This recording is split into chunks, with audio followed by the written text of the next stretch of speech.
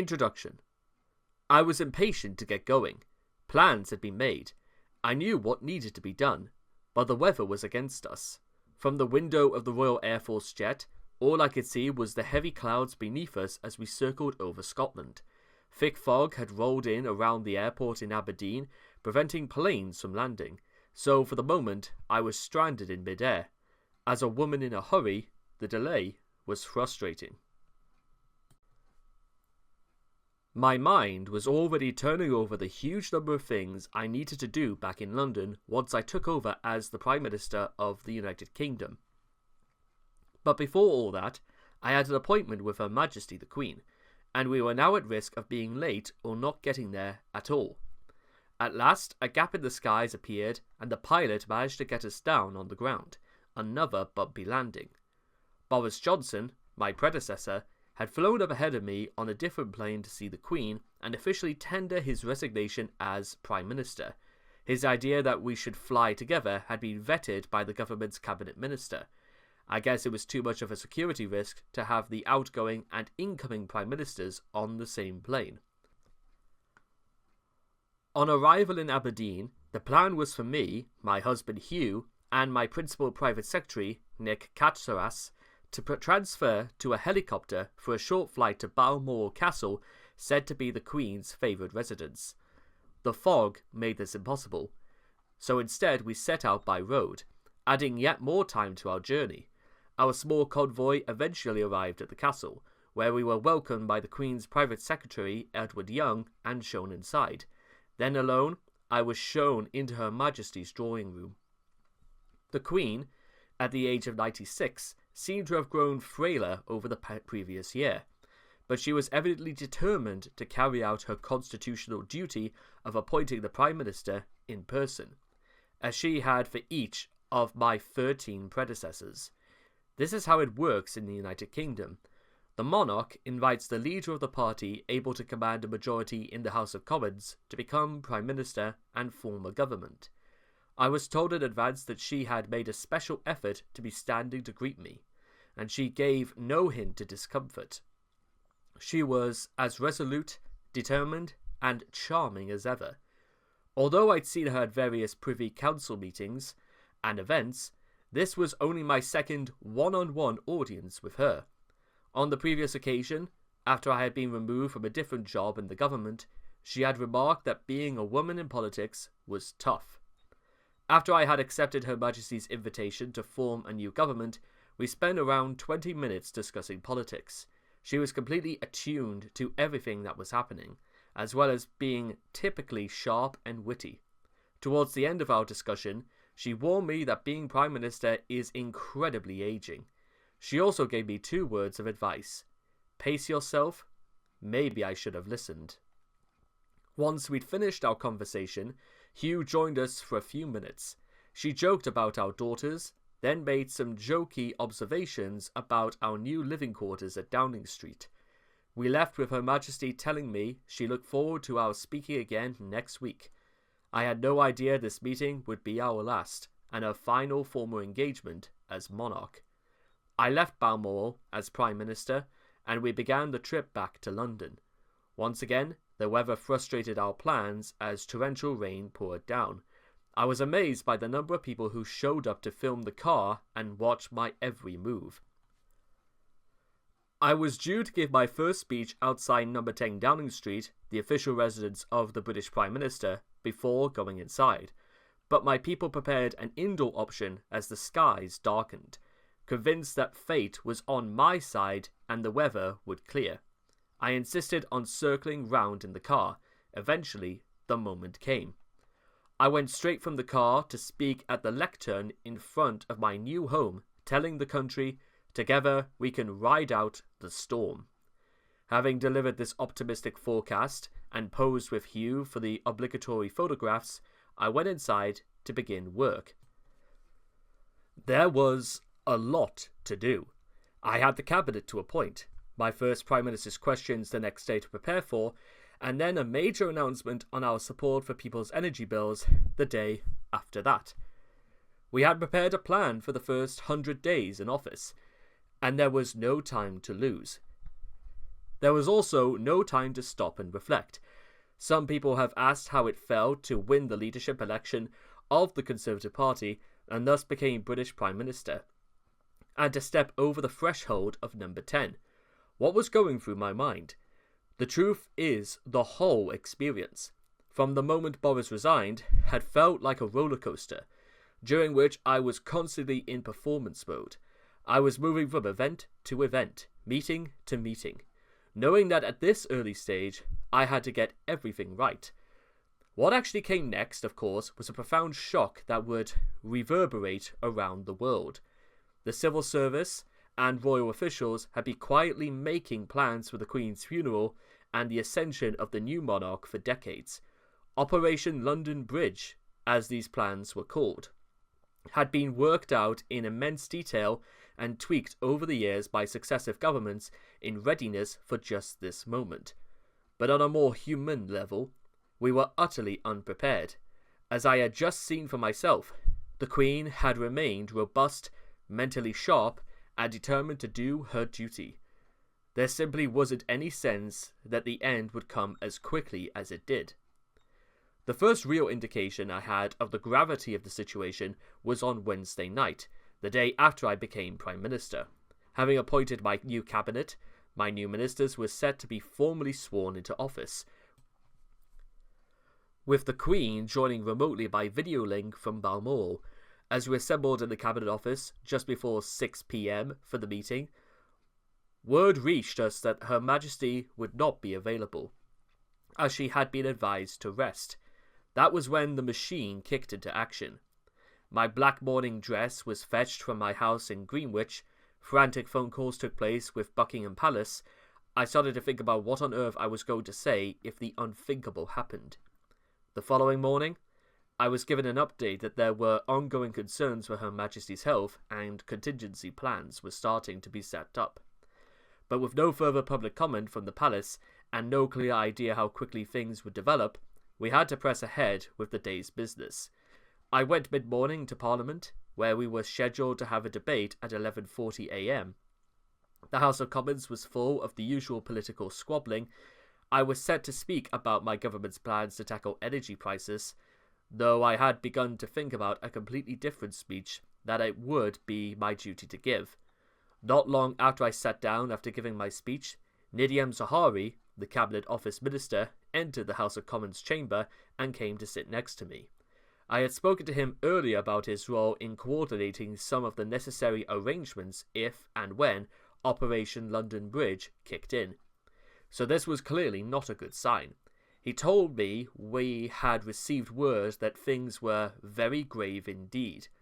The palace was about to issue a statement to the media that the Queen was under medical supervision, and her doctors were concerned for Her Majesty's health. Up to this moment, I had believed concerns might mount over a period of days and weeks, a drama unfolding in slow motion. But I now realized with dread that the news could come in a matter of hours. Members of the royal family were rushing to Balmoral, and the media had recognized the significance of that. I left the House of Commons and headed back to Downing Street. Later that afternoon, we received the solemn news. Her Majesty the Queen, Elizabeth II, had died peacefully at Balmoral at the age of 96. Despite the preparations over the previous 24 hours, the confirmation came as a profound shock. After the frenzy of the leadership election, and on only my second full day as Prime Minister, it seemed utterly unreal. Amid profound sadness, I found myself thinking, why me? Why now? Leading the nation in mourning after the death of our beloved monarch of 70 years was not something I had ever expected to do. I had come into office determined to focus on the British economy, which was heading for a downturn, and to take the tough decisions necessary to stimulate growth and put the country back on the right track. These were challenges I instinctively relished. But coping with the death of the Queen was something altogether different. I had experienced a fair amount of state ceremony and protocol during my time in politics. But in truth, it was a long way from my natural comfort zone. Some prime ministers might have been better suited to the soaring rhetoric and performative statesmanship necessary in this historic moment, but I just felt a profound sense of sadness. Queen Elizabeth had been a constant in the lives of British people for 70 years. There were few in the country who could remember a time without her. Everything from postage stamps to banknotes were a perpetual reminder of her presence. She had touched the lives of millions. Her calm reassurance and stability had given secure during hard times for the nations. Even until the last, people could appreciate her sense of duty above all else. No other British monarch had been on the throne so long. At 6:30 p.m, the news was announced to the world, and shortly afterwards, having changed into my black dress, I spoke in Downing Street. My statement tried to express the sense of loss I knew the whole country and the world were feeling. Queen Elizabeth II was, I said, the rock on which modern Britain was built. I expressed how much of an inspiration Her Majesty had been to me, as she had been to so many who grew up knowing no other monarchy. Finally, I urged the whole country to give its loyalty and goodwill to our new sovereign, King Charles III. I ended with words that had not been heard in public for over 70 years. God save the King. The following day, I had my first audience with His Majesty at Buckingham Palace. On a humane level, he was obviously deeply affected by the passing of his mother and touched by the public reaction to the news. I also felt a slightly bizarre camaraderie between us, with both of us starting out in our new roles and navigating unfamiliar territory. The big difference, of course, was that he had a lifetime's preparation, with decades of public service already under his belt. He certainly provided a reassuring presence to the nation during those early days of his reign, in the wake of the Queen's passing.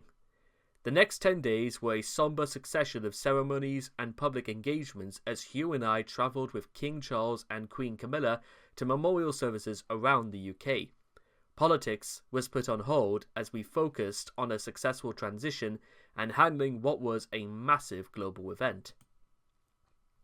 My first weekend as Prime Minister was spent with my family, watching on television as the Queen's coffin was brought from Balmoral in procession towards Edinburgh. I was suddenly overwhelmed by the emotion of it, and I broke down into floods of tears on the sofa. Once again, the grief was mixed with a feeling of awe over the sheer weight of the event, and the fact that it was happening on my watch. On the eve of the funeral, the King hosted a reception at Buckingham Palace for the many visiting heads of state and government who had come to London. It was an unprecedented gathering of world leaders, with hundreds of prime ministers and diplomats filing the state apartments as I went from room to room greeting them. It was as though the United Nations General Assembly had come to town. It was a striking demonstration of the great respect the late Queen had commanded across the world. I thought of the huge changes that had taken place over the 70 years of her reign. When Elizabeth II first took the throne, the UK was just ceasing to be an imperial power. The US had taken on the mantle of leading the West, and Britain was still dealing with the impact of the Second World War on its economy, foreign policy, and sense of identity. Over the course of the Queen's reign, there were profound changes on all these fronts. At home, the scale of the government's role in the economy had grown, then been tempered before starting to grow again. Overseas, decolonization had continued, the Cold War had ended, and Britain's relationship with Europe had undergone fundamental changes. In recent years, after a period of post-Cold War stability, we had seen the rise of China and renewed aggression from Russia, Iran, and their proxies. Their regimes are now trying to challenge American leadership. This is wholly different to the situation when the Queen came to the throne. When sterling was placed by the dollar as the world's reserve currency, we knew we were passing the baton to another free democratic nation, one that shared our values. Now, there is a real risk of ceding leadership to totalitarian China. At the Buckingham Palace reception, most of the G7 leaders were gathered in the first room. As I looked around, seeing leaders like US President Joe Biden, Canadian Prime Minister Justin Trudeau, and French President Emmanuel Macron, I asked myself several questions. Has the fact that the global left has begun in charge emboldened our adversaries? Does the West have the leadership required to face down these challenges and prevail? And why am I the only conservative in the room? This book is not a traditional political memoir. I do not see it as simply a chance to tell the detailed inside story of my time in government and justify every decision I made while I was there. There are huge problems in the world today, and major challenges for those of us who believe in freedom at home and abroad. Yet, our political discourse is often fundamentally unserious, obsessing over trivialities and more concerned with personalities than with ideas. It is often the media that gets blamed for that. But the bigger problem is with the many politicians who buy into that agenda and willingly play the game.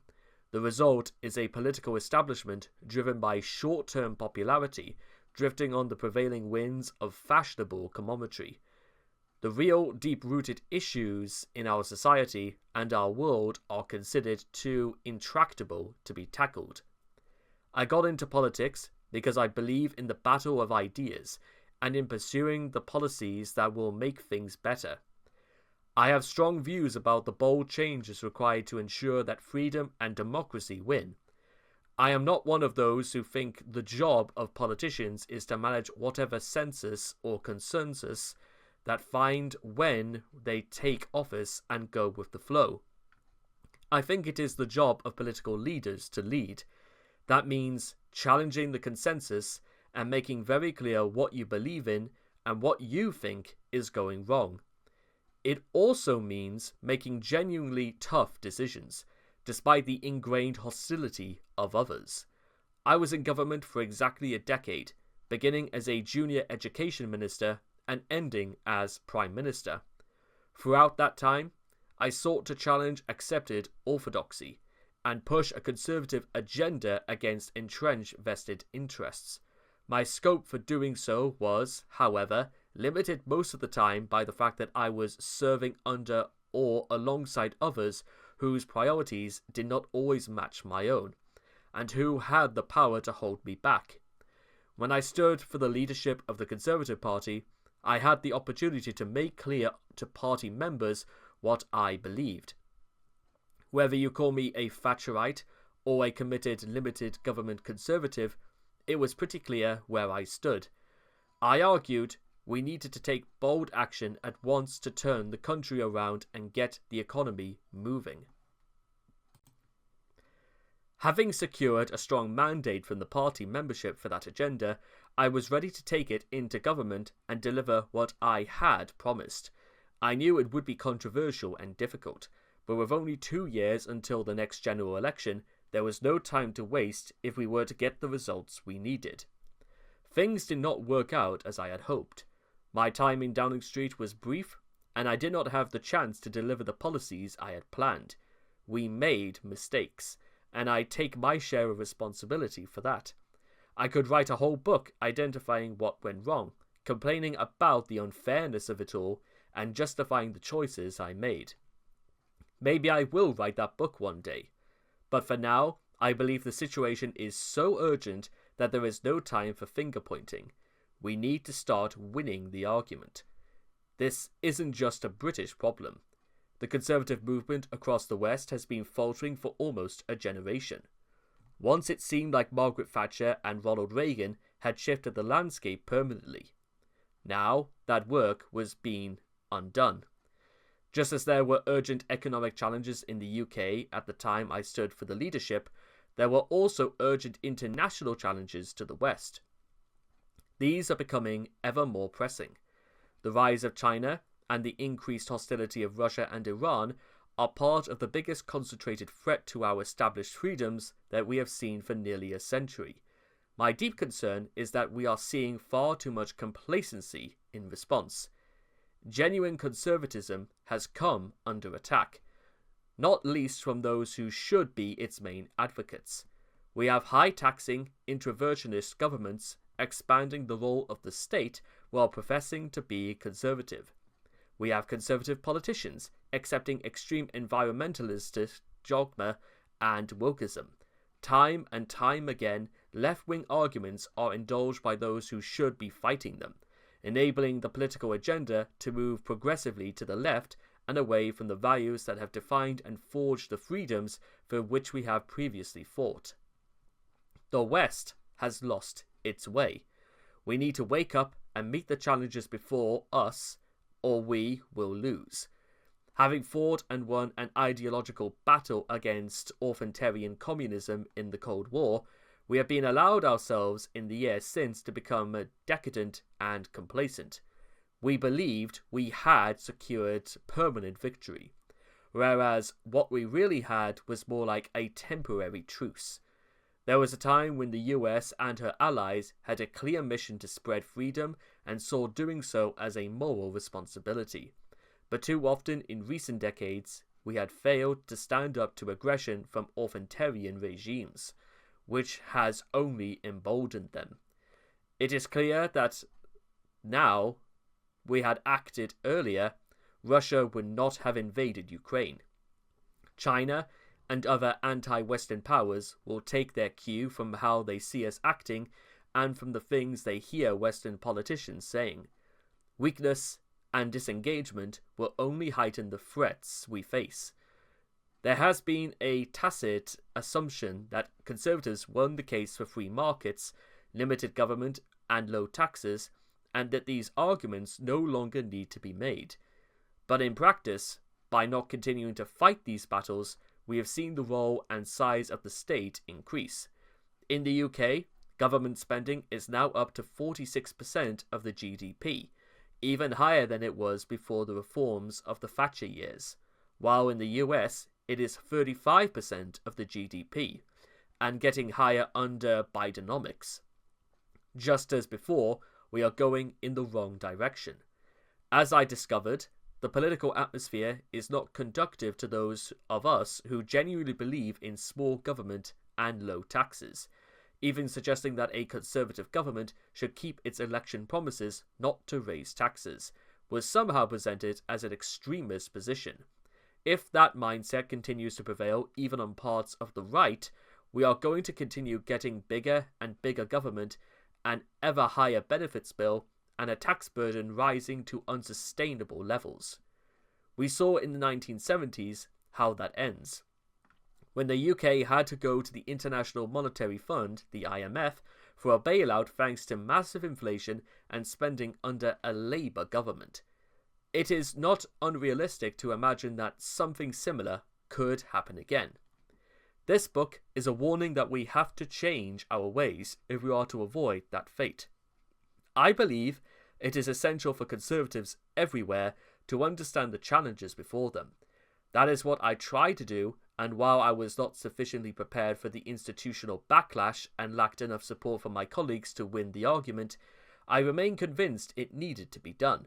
It was in the best interests of my country and of the Conservative Party's chances at the next general election to act quickly.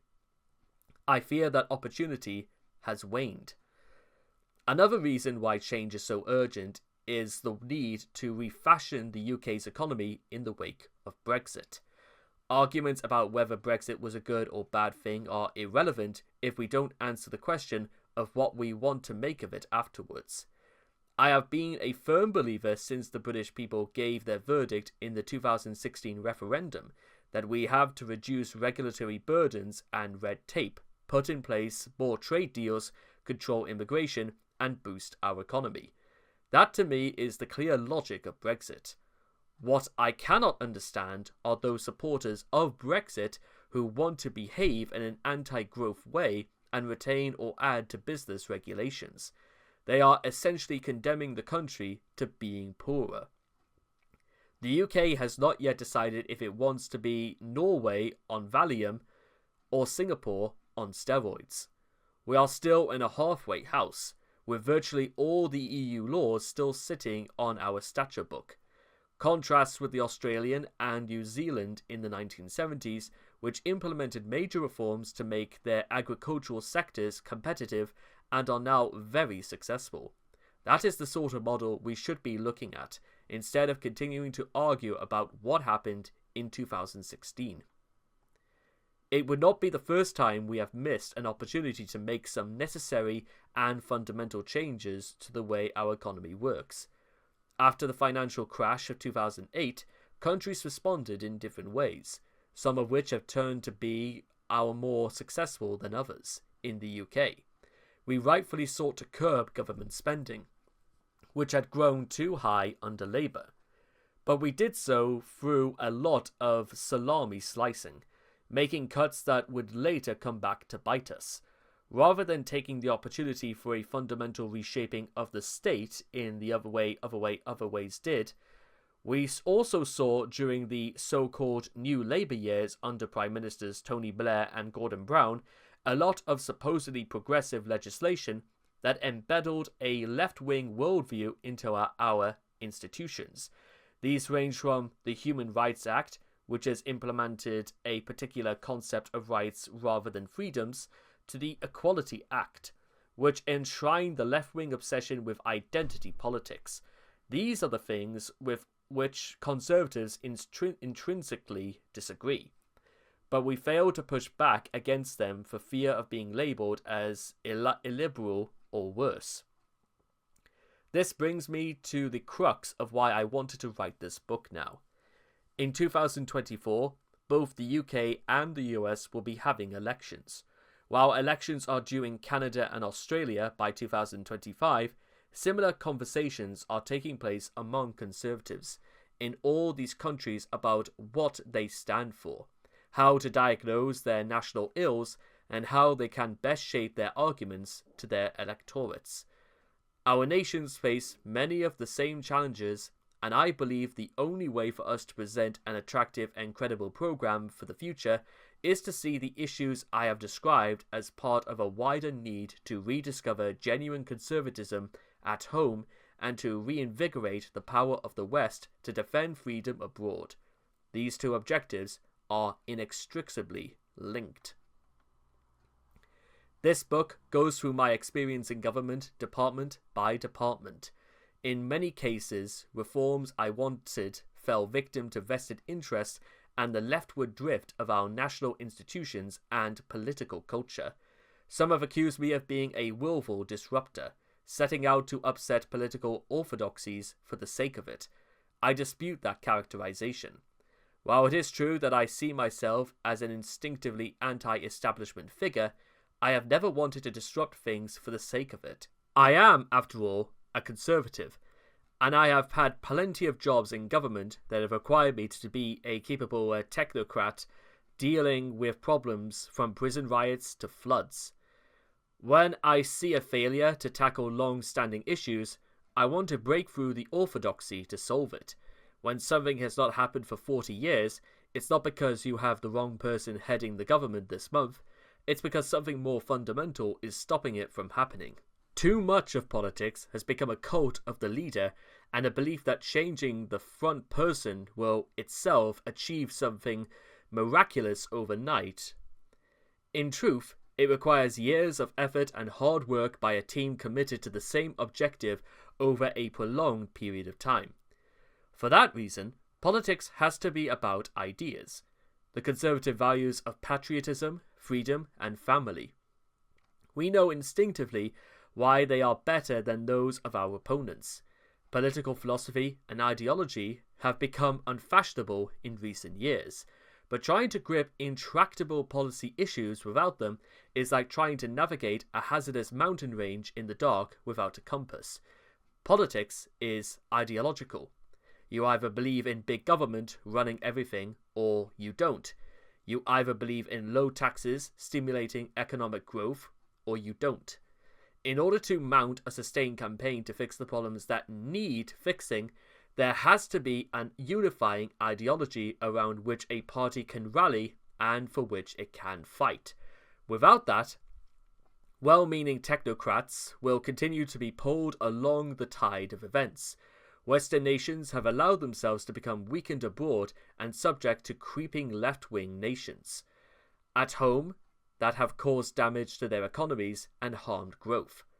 If this is allowed to continue, the free world, which has taken its dominance for granted for decades, will be overtaken by its opponents. The West will be defeated by China, the authoritarian regimes will defeat liberal democracies. The prospect is now closer than ever, and firm action is required to counter the threat. It is not too late to do something about it. There are fundamental weaknesses in these authoritarian regimes, but to tackle them properly, we need to wrest back control of the West from the left, whose ideas have placed increasing burdens on our economies and undermined our values. There needs to be a positive movement on the conservative side to take back the agenda. The West is in danger, and conservatives need to step up and save it.